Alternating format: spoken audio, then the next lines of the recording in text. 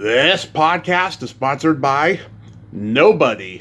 Hey dudes, this is Juliana Donald, Jenny in the Muppets Take Manhattan, and you're listening to Tommy Throwback Kovac on Splat from the Past. Fun fact, Tommy is a Muppet. You poke his navel and he giggles like the Pillsbury Doughboy. Hey dudes, welcome to Splat from the Past, the only 80s themed horror and sci-fi show where things can get totally radical. Now today I will be welcoming back the beautiful, the talented, the always unfiltered and funny Juliana Donald. You all remember her as Jenny in the Muppets Take Manhattan, which celebrates an illustrious 40th anniversary this year because it still holds up and it's still one of the best of the Muppet movies.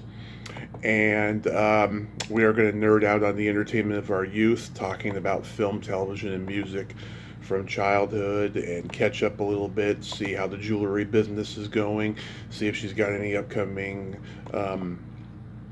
acting roles or convention appearances or what have you, any Muppets Take Manhattan stuff, and it's going to be great. I love Juliana. She's one of my favorite people, and I love podcasting with her because it's always an interesting conversation.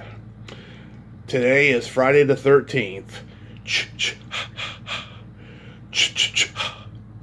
I have been trying to get a Friday the 13th guest on here for today, but I've had no luck because I've talked to, too many of them, I have a few more in me for the future. We'll see, but all I have to say is have good luck, not bad luck, and watch some fucking Jason movies today.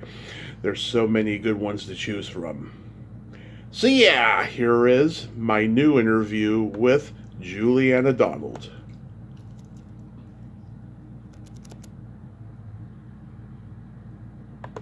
Hi Tommy, how are you? Hey Juliana, I am fantastic. Now that I'm talking to you, how are you today?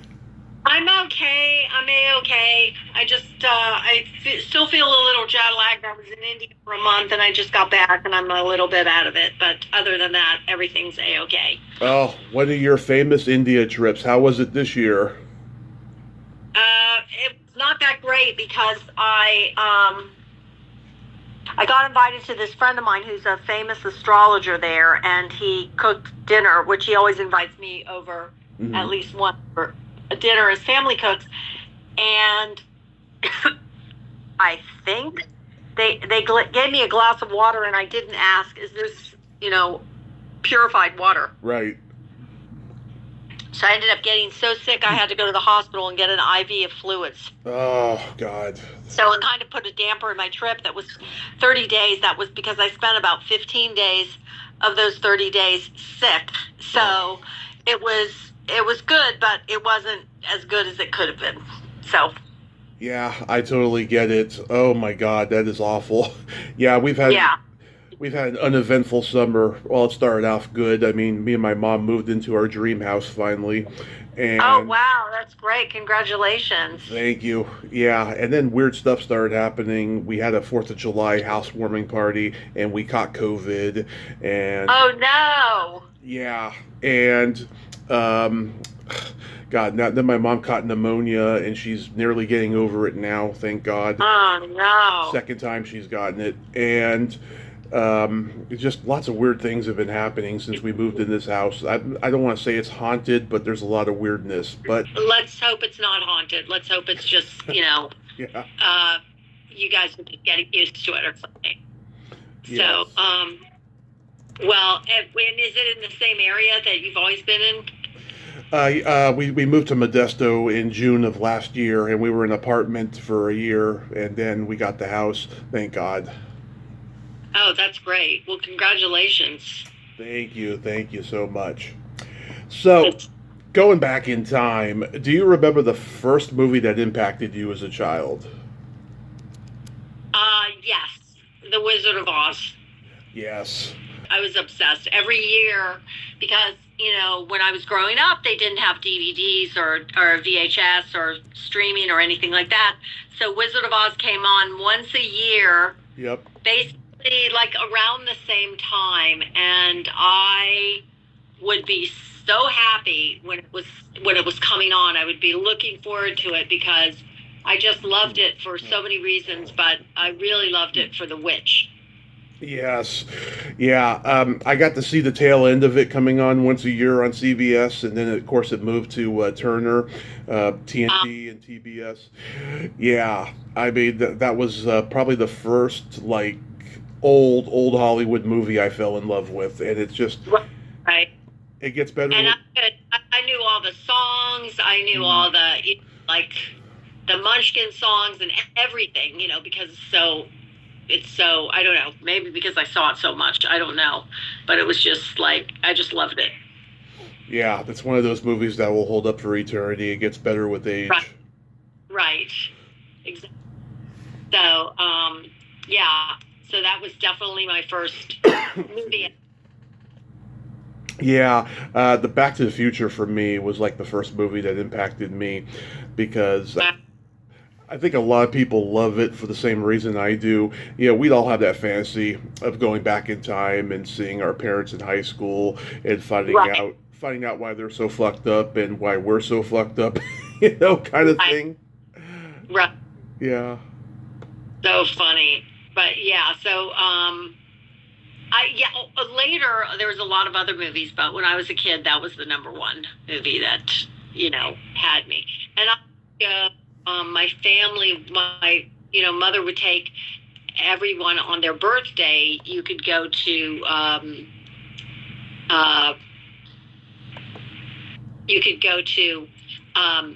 the movies, and so probably. I mean, I thought of Wizard of Oz because that was the first when I was a little kid. Then when I started going to movies, it was like Julie Andrews movies. Sound and music. Mary Poppins. Mary Poppins, thank you. My brain's not working due to jet lag. But yes, those I was obsessed with as well. Yeah. So what genre did you gravitate toward the most? I think that it was probably fantasy, I guess. But all the Julie Andrews things were musicals, so I loved musicals too. And I was dancing, so I loved singing and dancing and all that. So I guess probably if I had to pick one when I was a kid, it would probably be musicals because even what's this called, Wizard of Oz, is musical. Right. So yeah, that was my genre. Yeah, what were your favorite musicals? Like, were you into like West Side Story? Yeah, my favorite. This is a hard question. I don't know. It's a hard pick between My Fair Lady and The Sound of Music. Yeah, My Fair Lady's great too, and Sound of Music. Yeah, I mean, just all those. Every time they did it, it's kind of like nowadays when I see movies that drop into singing, it kind of is annoying to me, and it kind of takes me out of because the kind of acting that everybody does now is so realistic. So it kind of doesn't fit with a movie musical. Yes. Which, when you're a kid and when everybody during that era, they didn't say, "Oh, let me whisper my lines" or "let me do this." They just were, out there. Right. And so when they jumped into song and dance, even Rex Harrison in My Fair Lady, you didn't think twice about, who wants to hear this song? Just keep acting. Yeah, but how many musicals do you see nowadays where you look at it and go, this is not going to hold up 20 years from now because it's not The Sound of Music or My Fair Lady? A lot. Exactly. Because also, what's the famous one with Singing in the Rain? That was another one I absolutely loved. Yeah. And, but those really hold up. But they hold up because they also hold up because it's not just the music and the acting and the dancing. It's also like, I don't know. They have this old-fashioned type of quality that they just don't have now. Yeah. I mean, they just don't. Well, back then they respected the past. It seems like the younger Right. generation doesn't respect the past because all they want to do is revise history so mistakes won't be made again. But then Right. again, they do get made again because it's just human nature, you know? Right. Right. And I can't imagine. I mean, The Sound of Music, they redid it. I mean, not The Sound of Music, West Side Story, they redid it. Right. With Steven Spielberg, no less. Mm-hmm. And I thought it was terrible compared to the original. And, I mean, the acting was good, the singing was good, but it just wasn't the same. It didn't have one iota of the same impact to me as the original did. Yeah, I refused to watch it. I was just like, yeah. It's really terrible. It's really terrible. Yeah, I was like, So, I'm not going to see a culturally appropriate version of West Side Story because there ain't no such thing. right, exactly. And so it was terrible, and I watched it. I don't know if I watched it on a plane or someplace, but I watched it and I remember thinking the whole time, this is so bad. Yeah. And, and it was Steven Spielberg. And you're like, how did he make such a terrible movie? But he did. Yeah, it's awful. What kind of comedy did you like growing up? Well, I mean, it depends on what we're talking, but if we have to say TV, I would say I Love Lucy and The Honeymooners.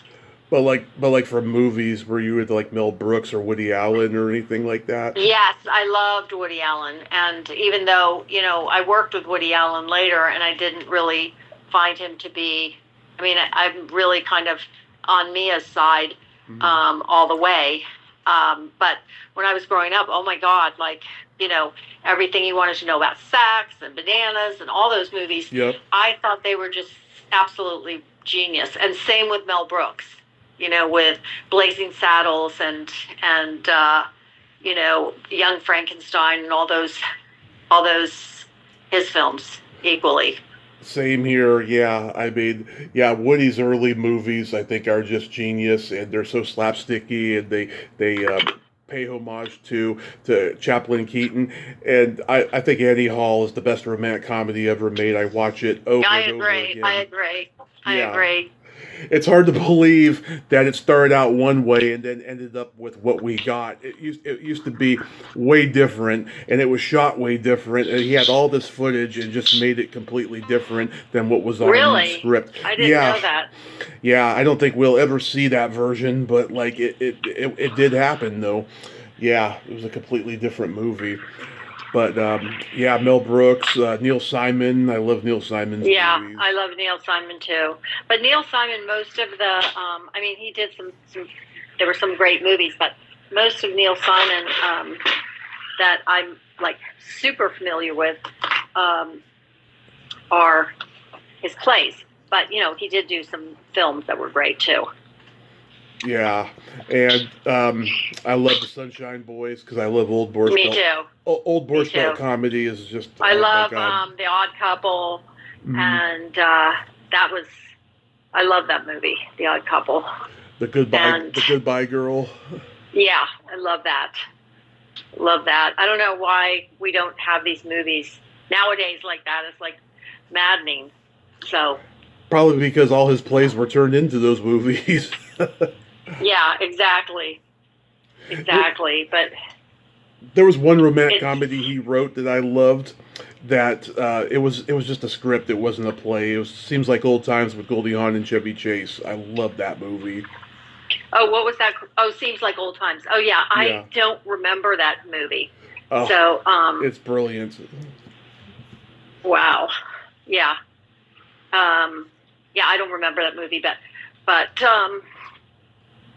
all that stuff. I feel like kind of like I grew up in a like kind of an amazing time for film and everything, because just I don't know. So yeah, the comedy geniuses of old times were the best. And I'm sorry that Woody Allen turned into who he turned into, or he always was, but we found out who he was, because I remember I could never, after all that stuff happened, I could never watch another Woody Allen movie without thinking it was creepy that he was hitting on somebody 30 years younger than him, and that was the story.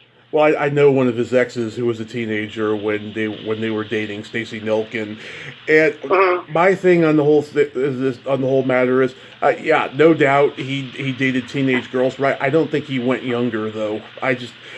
I'm not. It's not that I'm taking his side or I'm taking Mia's side. I just don't see. I don't see. If more people came out and said that they were touched by him, younger as a toddler and stuff, then I would believe it. But I just haven't heard all of it. I see what you're saying. Yeah. I think he's like a perv for young girls. Yes. I agree, but not not a child molester is what you're saying. Because there's that. So.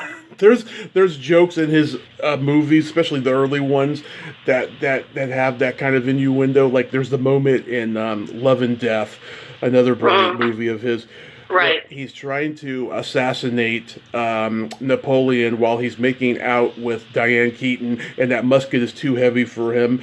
And then when they stop and Napoleon sees him, he says, I swear to God, she's over 18.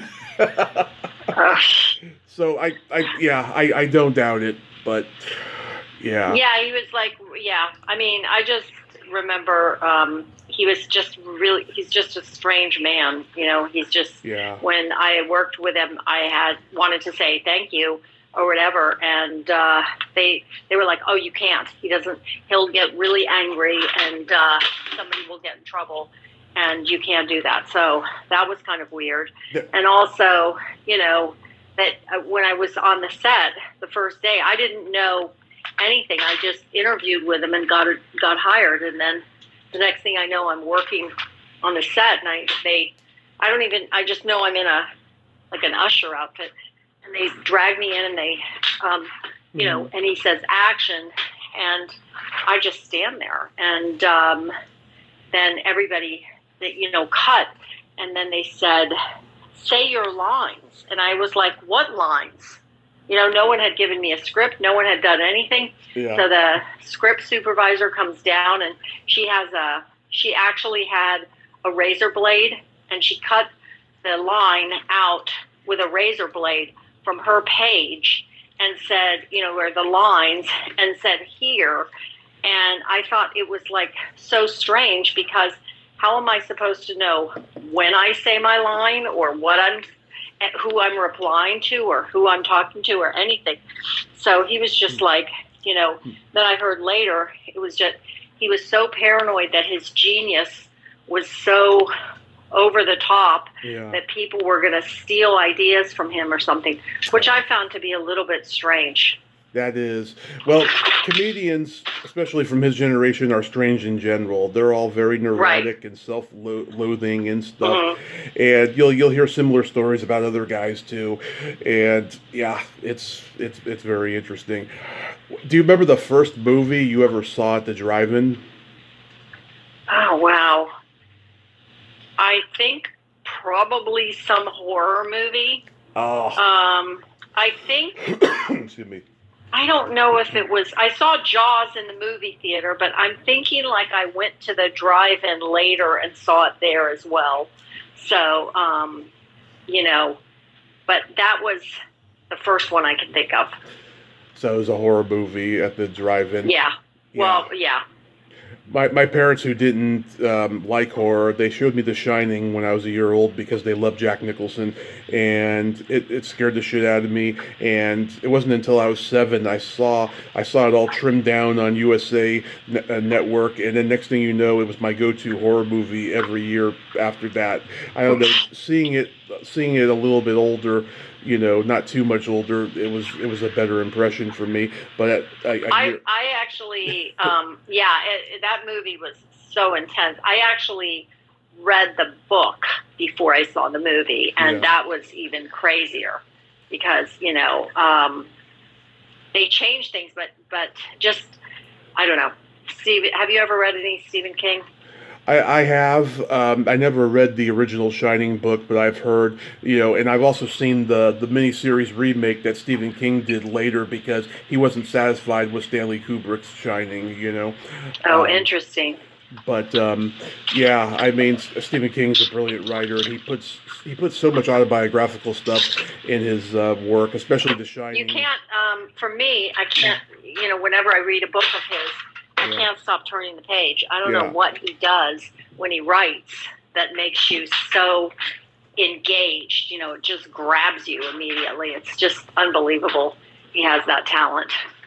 Yeah, I mean, that was Shining was autobiographical because of his alcoholism and his writing and stuff. Oh, interesting. He I had, didn't know that. yeah, and he had lots of cabin fever when he was like isolating himself to write. Yeah, it was. And he was an alcoholic. Oh yeah, big one back Oh, then. I didn't know. Yeah, I didn't know that. That's interesting. I think once his success came, he couldn't handle it for a few years, and then I think his wife put him in check because she said, "Either stop or I'll leave you." Right. Interesting. Yeah, And is he still with the same wife? I believe he still is. Yeah, I think they've been married for 50 years or something. Wow, that's great. I saw his son walking around a horror convention one time. They looked like identical. And I remember seeing him as a kid in Creepshow. He played the kid who gets disciplined at the beginning of the movie. And back then he looked nothing like his dad, but now they look like identical twins with the glasses and that same That's so funny. that same kind of so funny. offbeat, off-kilter look that they have. Right. Yeah, that almost looks like he's crazy. Yeah. But yeah. So that's funny. But yeah, I was 2 when my parents started taking me to the drive-in. They took me to see Weird Science and Rambo 2, and I have a little bit of a memory of it. Like, I'm not Mary Lou Henner, but I can remember stuff going back to the age of 1 that were very profound in my life. But right. That was like an emotional experience, which is why I can remember it. But then it got to a point when I was about 3.5, they stopped taking me for a few years because I was either falling asleep in the back seat or I was getting out of the car and knocking on windshields. That's so funny. I wonder, like, if they would exist these days. I mean, if drive-ins could be anywhere near as successful as they used to be, because of like those little things you put in your car for the sound were actually kind of terrible. Yes. I mean, they worked because we didn't know better, and you just said, okay, that's for the sound. But when I think about it, I remember thinking the sound was kind of lousy. Mm-hmm. Yeah, because I remember towards the end, they came up with this thing where you can actually get a better sound on your car radio if you use a code. And that's what my dad did a few times, the last few times that we went to the drive-in back in like 2000. Mm-hmm. Yeah. Oh, that's interesting. And so you're listening on your car stereo, so it's a million times better. A little bit better. Interesting. I'll be honest, not too much. Oh, that's funny. Yeah. Yeah, it was such a kind of a fun thing to do because it's such a, it was, which I don't know, like nowadays, especially after COVID, everybody was watching movies at home. So Right. Is it that much, of a adventure? Because in those days, you had to go to the movie theater if you wanted to see a movie. So, drive-in was just an extension of that experience. So would it be, would they be as successful as they used to be now that people can sit at home and watch a movie and they don't have to, they can get up and pause and go to the bathroom and get a drink and get some popcorn and do whatever they want. They don't have to be kind of sitting there. So I don't know. Yeah, what someone told me recently? That there was no drive-ins in New York back in the day. And I'm thinking to myself, there's a lot of great low-budget horror filmmakers that were from New York, and they were influenced by drive-in creature feature movies. So I'm thinking to myself, did they see them in the theaters or on television? Because it's like, those are like true drive-in movies that they were influenced They must have seen them, like either that or when they used to have, I don't know if you remember if you're too young, but they used to have stores where you go and you could rent DVDs. Of course. And, I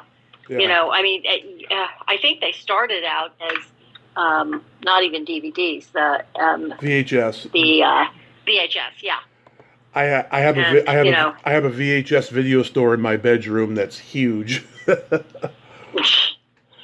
Yeah, so I mean, it's like there was so much of that I'm sure that's where because a lot of people and a lot of movies, Clerks, and there was a lot of movies that were showing that kind of the younger generation getting influenced by just merely working at a video store and having access to all these movies.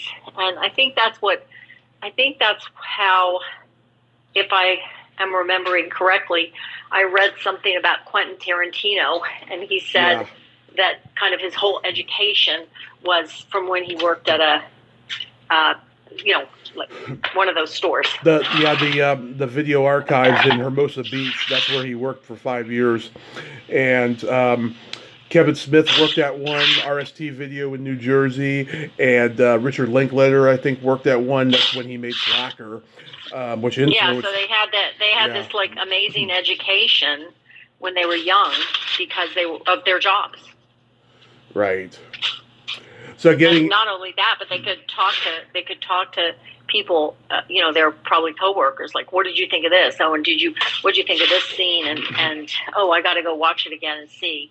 That kind of thing. So, yeah, in my collection, I have the Muppets Take Manhattan on VHS, and if I ever get to see you in person, I'll have you sign it. Oh, of course, my pleasure. Yeah, this year was the 40th anniversary. Of course, and God, this still holds up. I watched it not too long ago. It still holds up. It's still, it's still something that little kids love. It's great. And adults kind of alike, amazing. And adults alike.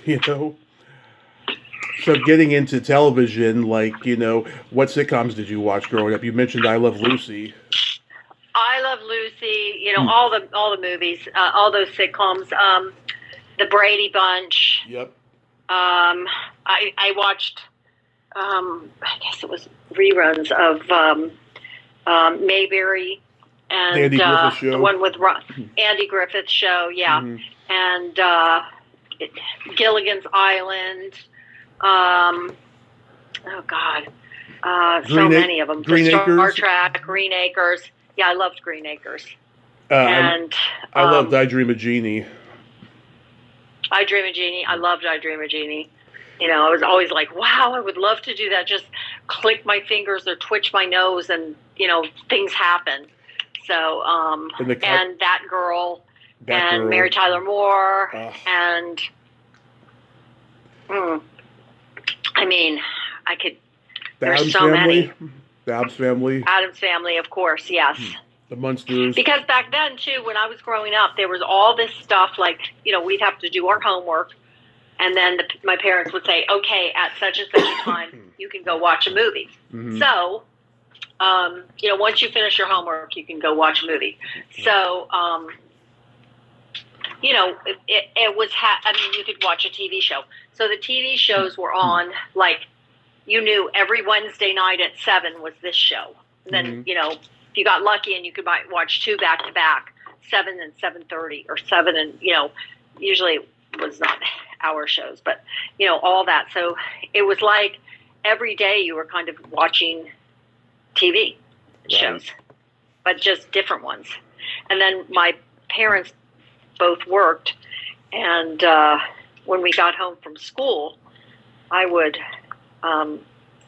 if I wasn't going to a dance class, my brother would immediately turn on Star Trek. The first one. Yeah. And it's funny, I Dream of Jeannie had that controversy with Barbara Eden's belly button, but 2 years later on Star Trek, Barbara Luna and Nichelle Nichols showed theirs on TV, and then next thing you know, the whole no belly button ban was gone forever. And Gene Roddenberry created he created a pilot that didn't sell called Genesis 2, where Marion Hartley had 2 belly buttons. Oh, that's so funny. Yeah, and they're so uncanny, you can't tell which one's the real one.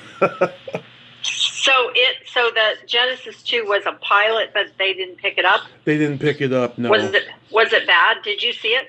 I did. It's actually pretty good, but I think because it was Mary Hartley and she's the main character, I think there was a whole misogynistic thing about a female lead on a sci-fi show back then. Right. I'm just guessing. I don't know the reason why it didn't get picked up.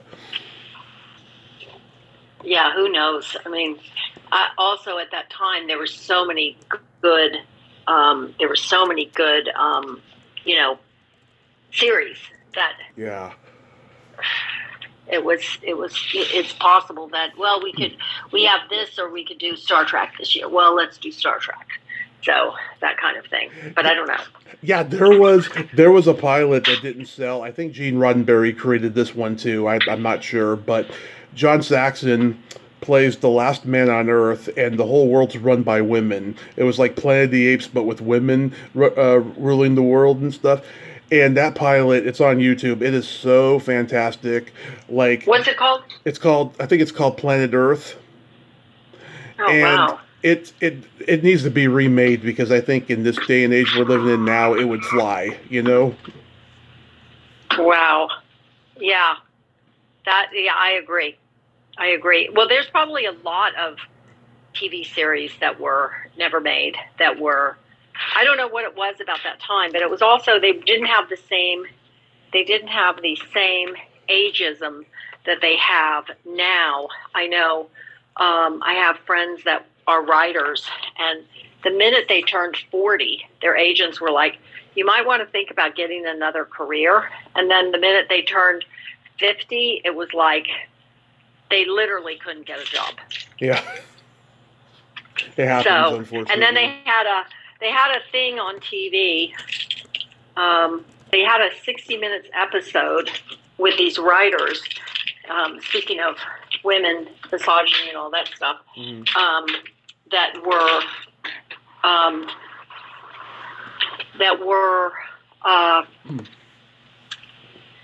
Emmy Award-winning writers for MASH, All in the Family, all these, Sanford and Son, all these fabulous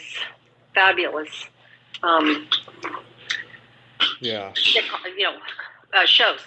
And they had won, some of them had won like 5 or 6 Emmys, and they literally could not get a job because they were women and they were over the age of 50. And they had, of course they had men there too, but it's just kind of crazy about that. I don't know if you remember, they had a controversy of some girl that was 19, and she was on some TV show, and she wrote a pilot, and they were giving her millions of dollars. This is the greatest. And somebody outed her to the newspaper, and they said, she's 30. She's not 19. And so it basically destroyed this girl's career, and it was all this, stuff on. Now, of course, everybody's age is online, so you can't lie like that. Yeah. This girl had lied, and Larry Gelbart, who's a genius, he came out and said he thought it was so terrible that they were A, picking someone because of their age, and B, after they chose somebody that they said was a great writer and all this, and she also happened to be young. After they found out there's so much the films and young, she was immediately fired. That's terrible. But I think that's maybe one of the reasons why some TV is not as good as it used to be, because there's all this emphasis paid on, we have to get somebody who's in their 20s because they're going to know better what people like. But sometimes it's not always the case. And I don't think they were that ageist in the 50s and 60s and 70s. I don't know. Maybe they were, but I wasn't around enough to know. So yeah, I've talked to a few female comedy writers from that time, and one of them faced a lot of bullshit, and one of them kind of she made friends with a lot of the guys, and they got her work over the years and stuff, and she didn't really have a major problem, but one of them did. Yeah, so I totally get it. Yeah, yeah. So. Did you watch the variety shows like Laugh-In? Yeah, I love those. Yeah, I love Laugh-In. And when I got older, I actually met the Smothers Brothers. Yeah. And that was cool too. So yeah, I watched all those shows. I just was kind of like a bit of a TV head, although I didn't. I was dancing all the time and doing all this other stuff. Mm-hmm. I still found time to get in my TV, but yeah, I did. Did you watch The Twilight Zone? Of course. I love The Twilight Zone and Alfred Hitchcock Presents. The Outer Limits. Yes. Yeah, they brought that. Outer Limits. They brought back all those shows in the 80s and 90s, but they weren't as good as the originals. That's so interesting. Well, I think, I don't know, TV, it's interesting because at that time in the world with performers, TV was considered terrible. You didn't do TV. Right. You're either a TV actor or a movie actor. You can't be both. Now, of course, everybody's both. But back then, it was like one or the other. And yet, they had people like Alfred Hitchcock writing these brilliant scripts. And, apparently I heard he wrote Psycho with the idea of doing it as a TV show. So he wanted to do it as low budget as he could. I don't know if that's correct, but that's what I read. Kind of a Alfred Hitchcock fan. Yeah, that I never heard that story, but wow, I wouldn't doubt it. Did you ever watch Kung Fu? Yes, I did. Yeah. It was a very, very interesting show. It was like a Chinese Western with martial arts. I know. And I want to say, was the Karate Kid a TV show? I don't know. The Karate Kid was just the movies, but they had a cartoon. Just a movie. Yeah, the cartoon, yeah. Did you watch The Monkees? Yes, loved them. Yeah, I had a huge crush on Davey growing up, and I got to see the Monkees live in 1997. They came to Candlestick Park, and oh my God, that was a good show. They drove off the field with the top down in a Cadillac. That's so funny. Yeah, I love that show. And I guess it was the Brady Bunch that had. Who was David Cassidy with? That was the Partridge Family. Partridge Family. That was another one I watched. I was like wondering, why are we not talking about? While we're talking about the Monkees. Yeah. Oh my God. So like the Cowsills were supposed to be the Partridge Family, but they didn't want to move to LA and be committed to a series, so they decided to make up a family based on them. And Shirley Jones. Oh, really? I didn't know that. Yeah, and Shirley Jones was married to David Cassidy's father, so it was perfect to get the two of them. Yeah. And interesting. Magic was created. Yeah. A lot of people got their start on that show. Farrah Fawcett, Meredith Baxter Birney. I didn't know that. That's interesting. But back then, they didn't have, people, even if the show was a huge hit, people didn't make any money, which is why Lucille Ball decided to do her own production company. Right. Desi Lou, because they were paying them, which is kind of unbelievable. And, I think why people like Ed Asner went crazy when they tried to take away, which they did, take away the actors' full, health insurance for the rest of their lives. Yeah, I got to talk to Ed Asner back in 2020, and It was one of the most surreal experiences of my life, and he was a tough interview for a while. But then once I started bringing up stuff like what was going on with the SAG medical insurance thing and Right. his autistic son and everything, he opened up to me, and it was wonderful. And I knew when I saw that headline that he was suing the Screen Actors Guild, I knew that was going to happen because he told me in that interview he was Interesting. disappointed. And he Yeah, won to a sense. He yeah. won to a point. The thing is now what they do is I think they give them like 200 a month or something like that when they're retired. But it's but the thing that's so terrible is insurance is you got to have supplemental insurance and all that, Yeah. and it's not so it's not so cheap. Hmm. It's crazy, yeah. Did you watch children's programming stuff like the Magic Garden or Schoolhouse Rock? No, I watched. The other thing that I watched all the time was like National Geographic stuff, which I love. Yeah, I watched a little bit of it as a kid. It was on. I I don't watched. know why I thought it was fascinating, but they did. I read the magazines But more in school. right, right, Yeah. yeah. So You remember Romper Room? yeah, of course, Yeah, we had of Romper Room. course. We had Romper Room in my generation. We had Miss Sharon. She was this beautiful black lady, and Right. I used to watch it all the time. Um, Captain Kangaroo. By the time I was cognizant to remember, he was already off the air. But I used to hear his name all the time because he was a punchline in like movies and TV shows and stuff. Right. I know. People make fun of him, but you know, uh, I don't know why. I mean, I think they made fun of who was the other guy. Mr. In Rogers. in my name, Mr. Rogers. Yeah, He got made fun of all the time too, he loved and it. he was Hmm. yeah. He loved And it. I found out that when Eddie Murphy used to do it on Saturday Night Live, he was scheduled to make a cameo on one sketch, but then something happened where he couldn't do it. But he got a picture with Eddie one time, which is out on the internet. oh, that's great. That's great.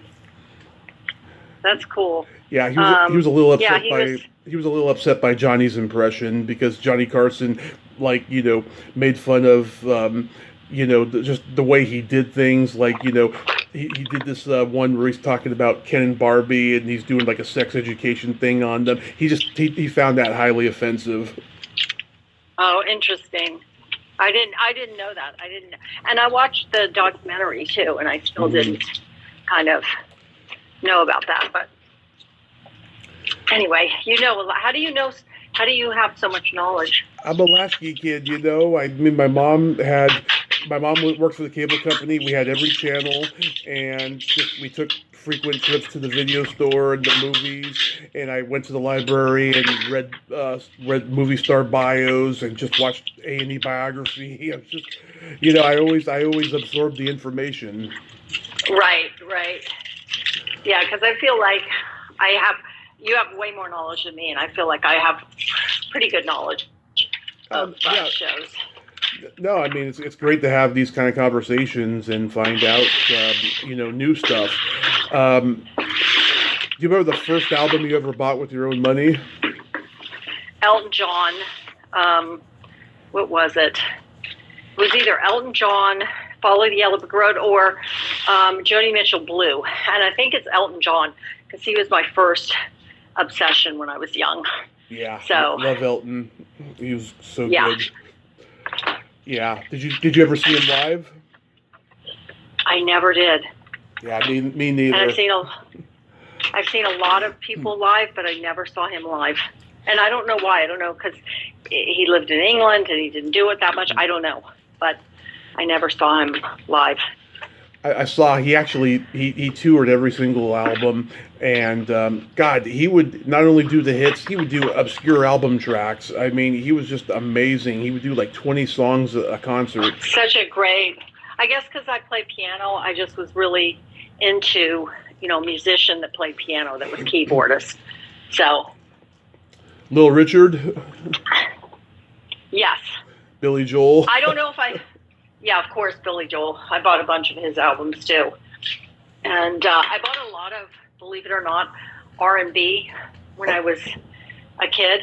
I loved it. Oh, that's not weird at So all. My mom's a big R&B lover. She loves she grew up loving Motown, right? But then yeah. when the '90s came, she got into the new Jack Swing R&B that was going on, and God, she used to drive me crazy with some of those songs she used to play because I thought they were Yeah, I just mean, I just bland am like a corporate. total R. That's so funny. I thought they were I'm just just like a total R&B fan. yeah. I just thought they were bland corporate R&B songs at that time.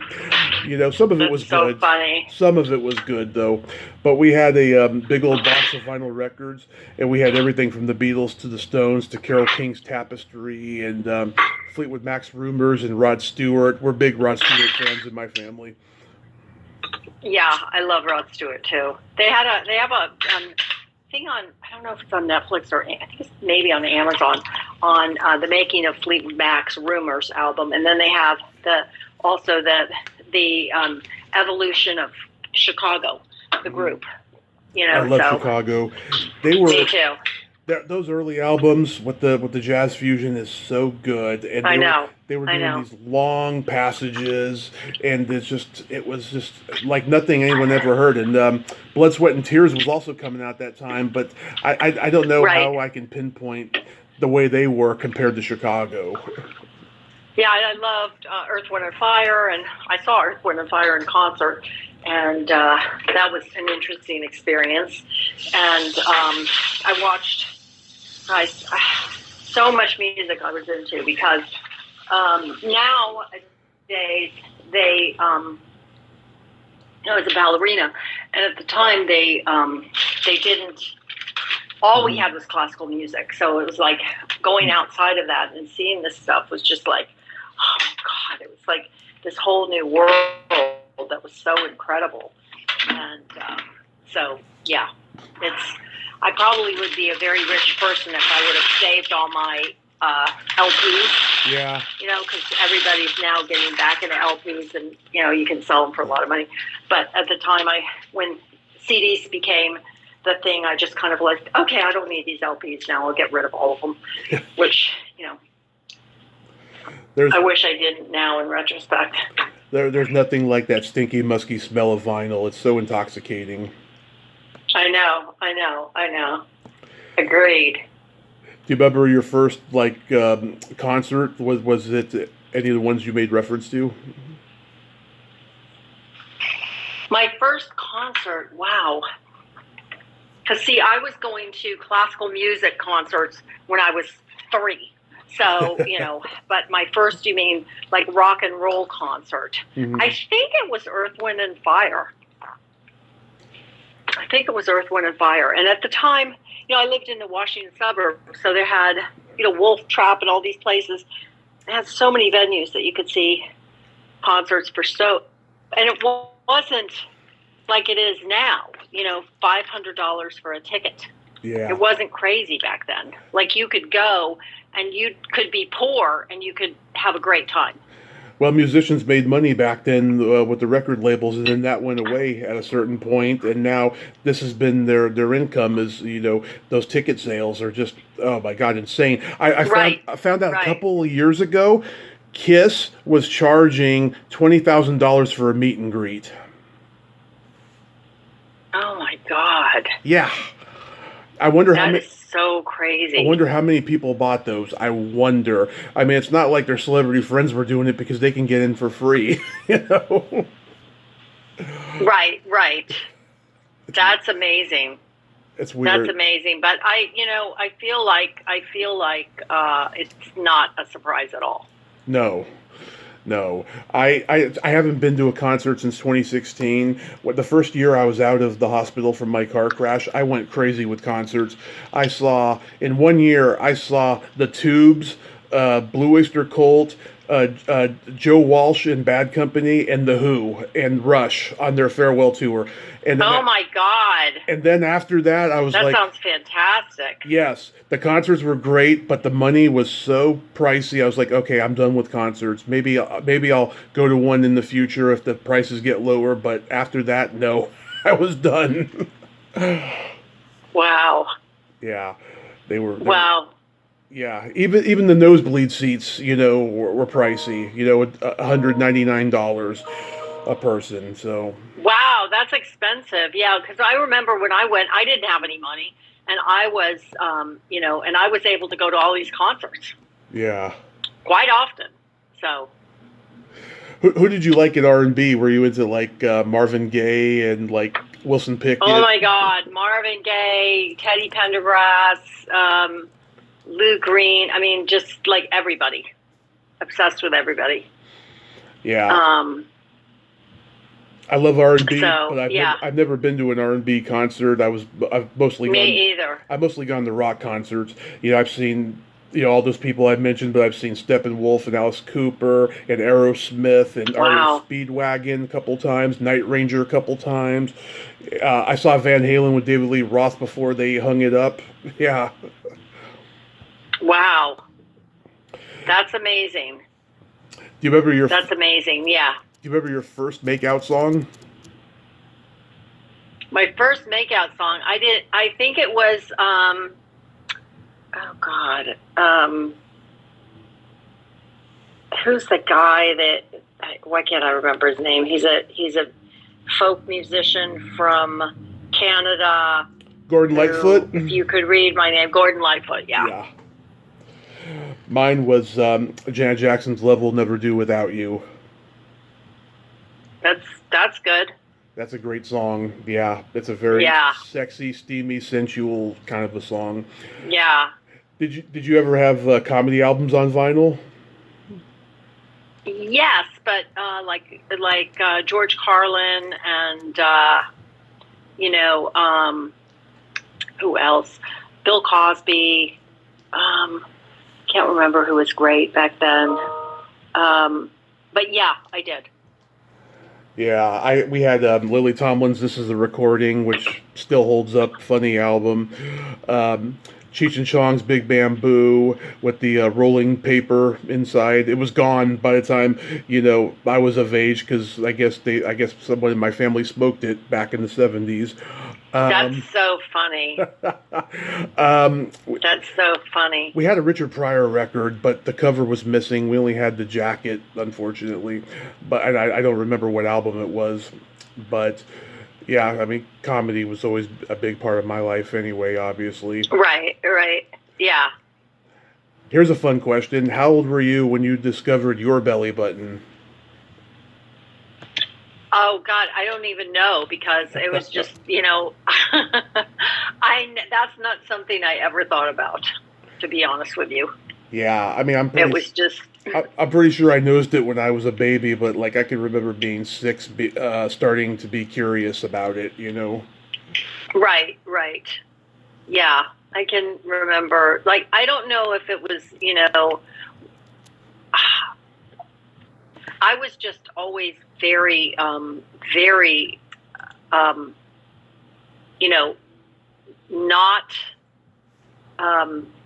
in any way, shape, because I was dancing. I was always had to get, I had to get undressed and put on a leotard and all this. So I was very conscious of my anatomy. Mm-hmm. Shall we say? Yeah. So how's the jewelry making business these days? It's okay. It's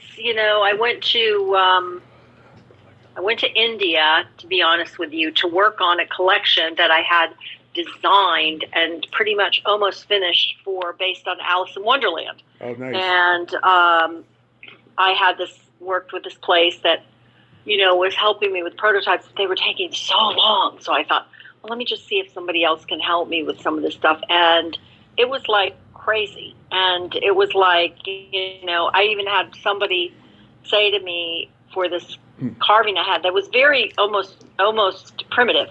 Mm-hmm. I can do it. Then I gave it to him, and then he said, oh, you're never going to have anybody in India do this. And I said, he goes, you have to get this made in Hong Kong. And I said, Hong Kong. And he said, yeah, this was made in Hong Kong, which I knew was not true. Right. And I said, okay. And he goes, because no one in India will do it because it's too much work. So they have this thing in there. So I love to go there. I prefer to work with people there because they make everything by hand. And so you have these workshops with all these people doing this stuff by hand, which you do not have in America. So everything can be made quick, usually relatively inexpensive labor, very inexpensive labor, and so I prefer going there, but you have to be so ready to, every other day is a holiday. Yeah. So, I was there and they go, oh, tomorrow's, Rika Day, or I don't know. And I said, what's that? Oh, that's celebrating brothers and sisters. No one works. And then they said, oh, and Monday, by the way, is Ganesh's birthday. And I'm like, what? And then it was like Wednesday was, somebody else's birthday. It's some other god's birthday, like Hanuman's birthday. And so then I asked somebody, I said, do people like work in India? I mean, it's like every other day is a holiday. They said, oh, out of 365 days, probably they work 100. Yeah. So as much as I love going there and working there and all that stuff, it's really a challenge. It's very different than America. And, for me, I'm trying to get things that are lower price so I can have, and also that I can just sell directly on a website and not through. If you sell at a store, you have to give them 50%, and then people always want to do. So you have to make your stuff so expensive that it's out of reach for people. Versus if you just sell it direct, you can give people, a really good price, and you don't have to be paying all this crazy commission. So that's kind of what I'm hoping this year, by the end of this year, I'll accomplish. Yeah, I'll tell you, my best friend's grandparents, they owned a jewelry shop for 30 plus years, and in the last few years, the sales were so bad they had to go to Vegas a couple times a year and do these jewelry conventions, and they made lots of money doing those that they couldn't make at the store, and the store finally closed. Right.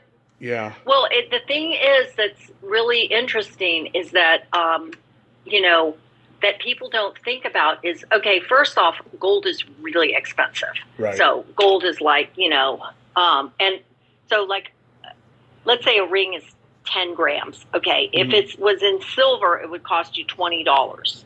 If it was in gold, it would cost you $600. So it's this huge difference. And there's all these people online that are selling stuff and saying, this is gold. But if you read between the lines, you see it's gold plated or gold sprayed.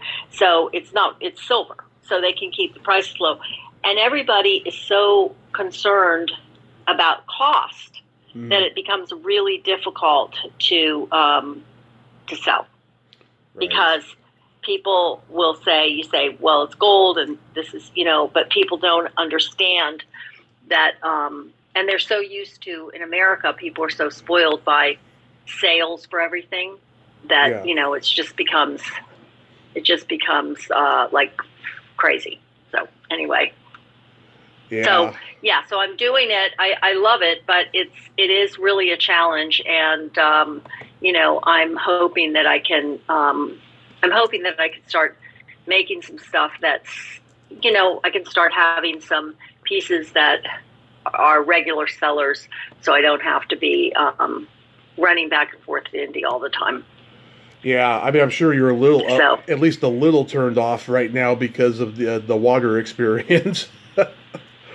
Oh yeah. I'm turned off. And also the other thing for me is to go there.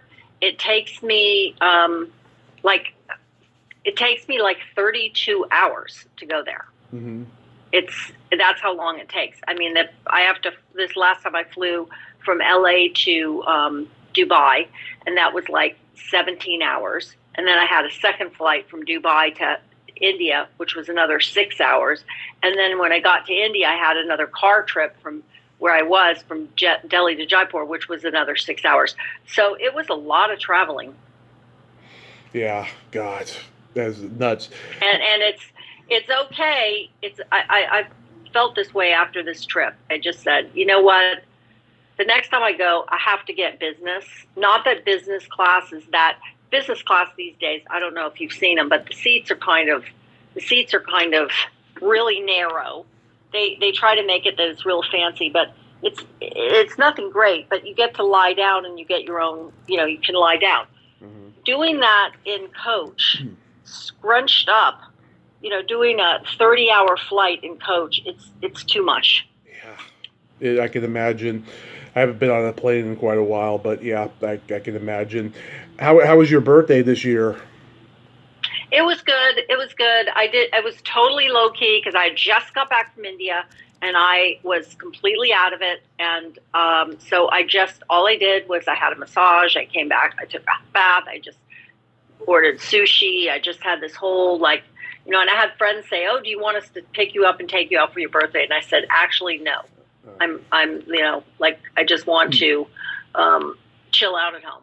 So that's what I did. So it was kind of perfect.